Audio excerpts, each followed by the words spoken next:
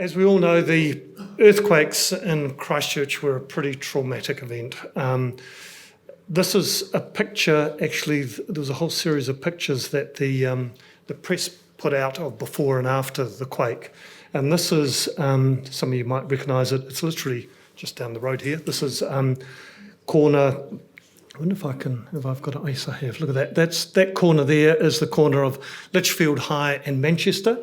And you can see how many of these buildings were demolished. In fact, some more of these were demolished. You can still see the cranes here happening afterwards. 80% is the figure people talk about was demolished in the inner city after the quake. Just an unbelievable figure. However, the reason why I'm showing this picture is this building here, you might notice, it was blank here. That's actually the very first building that was constructed in the city after the quake.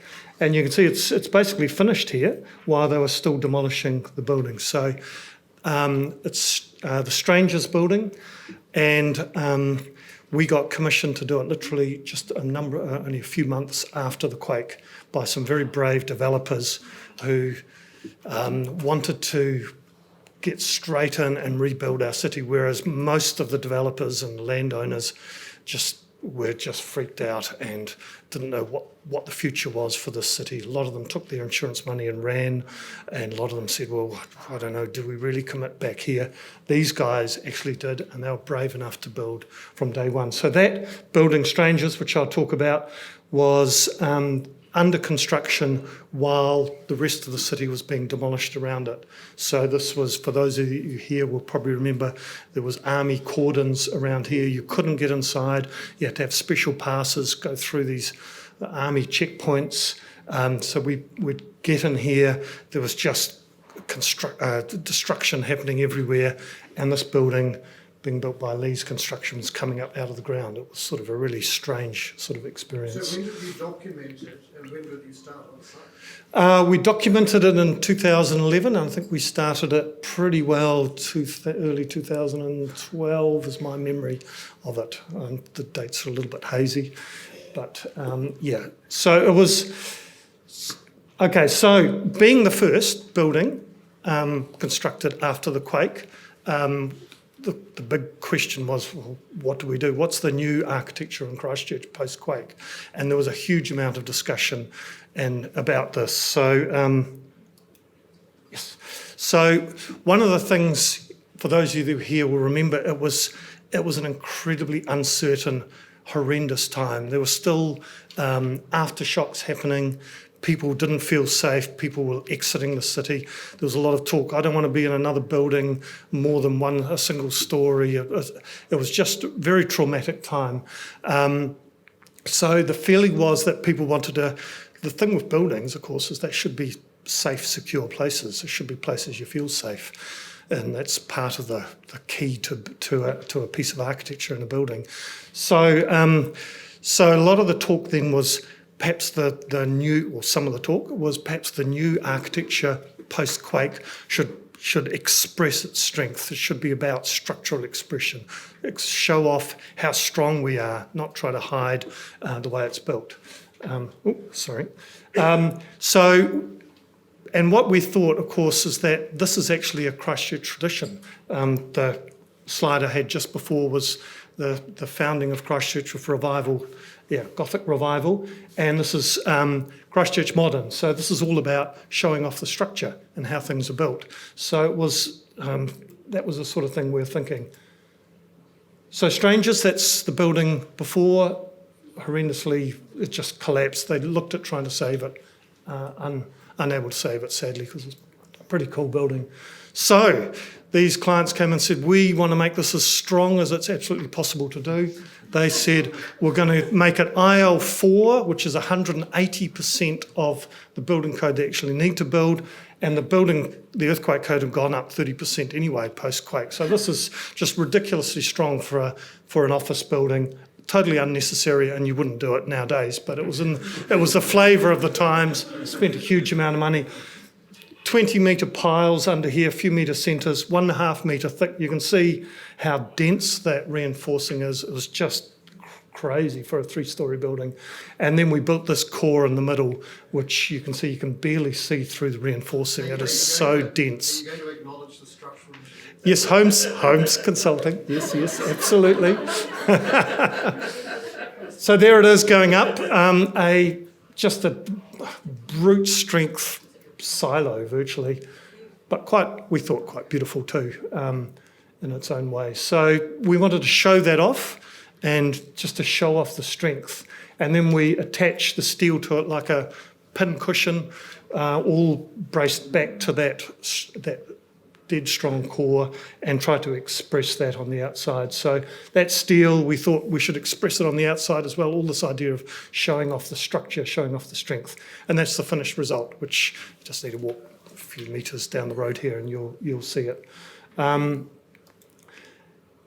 And there's, you can see this is just looking up in the courtyard. You can see we tried to expose this big, chunky bit of concrete wherever we could.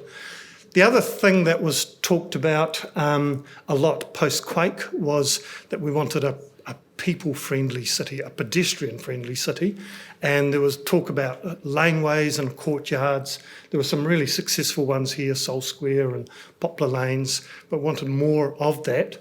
So we didn't know what the future of, this is just months after the quake, so we just hypothetically said, well, maybe you could have these sort of network of laneways going through it. Of course, it's nothing like this now because most of those buildings are demolished. Sol Square still doesn't exist. But you can see the light blue, we thought, well, we could start this idea of the laneways with strangers. There's a lot of talk about Melbourne's laneways. In fact, some architects even went over to Melbourne, I believe, with Anthony Goff to look at them. They measured them. They said, we want to try to get this sort of feel in Christchurch, post-quake Christchurch. And this is Strangers Lane. So I think we've got a little bit of that sort of gritty vibe in there. So it was the first sort of new laneway as well. This is a drawing showing the laneway.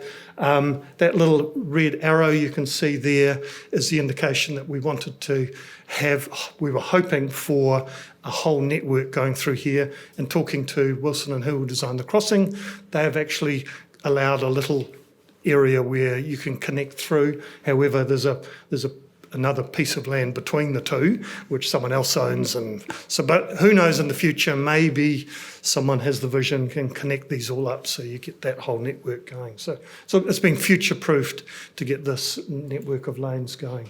Then we looked at new build. We should try to reflect in a contemporary way some of the history of Christchurch. This was just a little arch on Litchfield Street into in between Strangers and Glendenning Hill building, just into a sort of a service alleyway. So we tried to do something similar, literally in exactly that same spot, but in a more contemporary way, so sort of a half arch and timber. This is looking into Strangers Courtyard.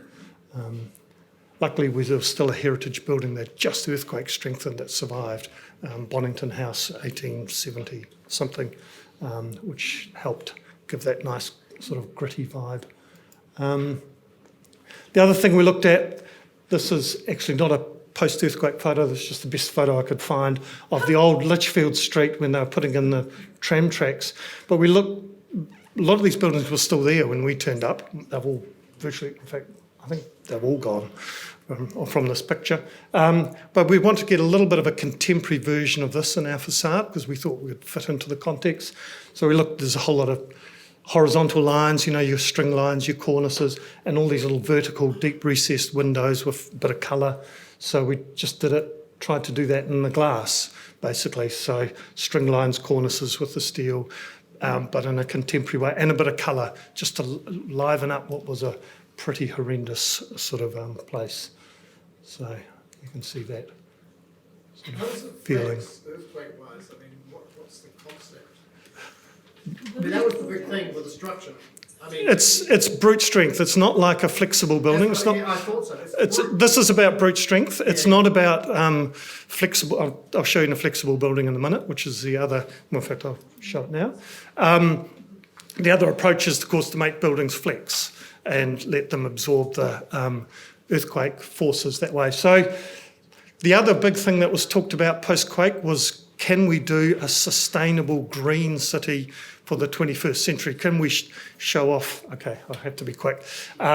So this was the first timber multi-storey office building that was built of its type. Started in 2012, finished in 2013. Young Hunter House in Victoria Street. And this was based on technology in the developed at Canterbury University, locally grown timber.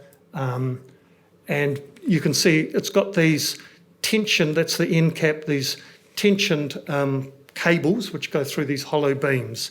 So the whole idea was, in an earthquake, it does this. It falls over, but the little toy springs back up. There's a few engineers in the audience here, so I don't know if they 100% agree. This is building now. Building had to be dead simple, cheap. It's just a rectangle, concrete on one side because it's right on the boundary, firewall. This is the maximum windows we could do, and just some. We wanted it very transparent so you could see the timber.